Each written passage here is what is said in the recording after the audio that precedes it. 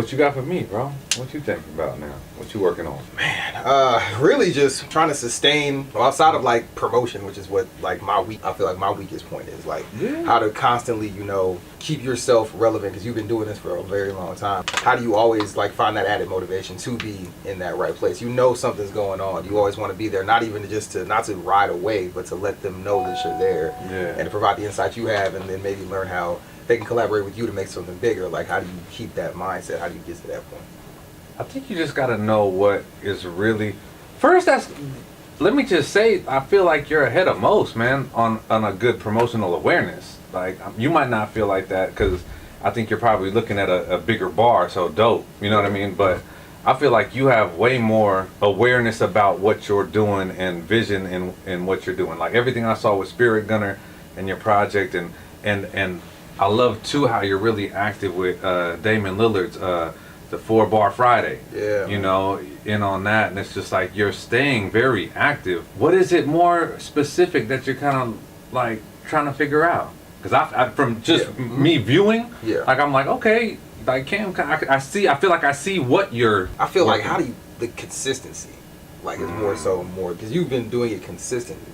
I appreciate for as long as I can remember. Like, how do you find the ability to stay consistent with that and be in like different avenues that you are? How do you find that? That's just you.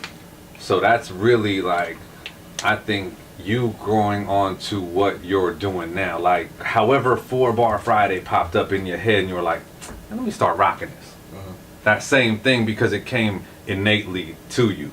So I think it's just really you, not really trying to catch a different wave or ride someone else's wave, but it's almost like growing yourself and then figuring out how to express or share that in that space. Like, beyond you is just the music, like here's the music, but now it's like, like you said, you're working on visuals. You know what I'm saying? More of that. And I know you've got a plan for releasing those visuals. That's that part. You know what I mean? So then it comes to where you're like, okay, I got 2-3 videos. I'm going to release this one this way. So now you're looking at like, okay, so this single is really going to get me through the month of May or June. And then I'm cool, and let me ride, let me keep doing my 4-Bar Friday. Let me maybe now add something else, maybe something that you ain't just kind of been flirting with. You know what I mean? You kind of start warming that up while you got this other stuff kind of moving. And then you'll see, like, 3 videos, you're realistically looking at quite a bit of time to where you're ahead of the game.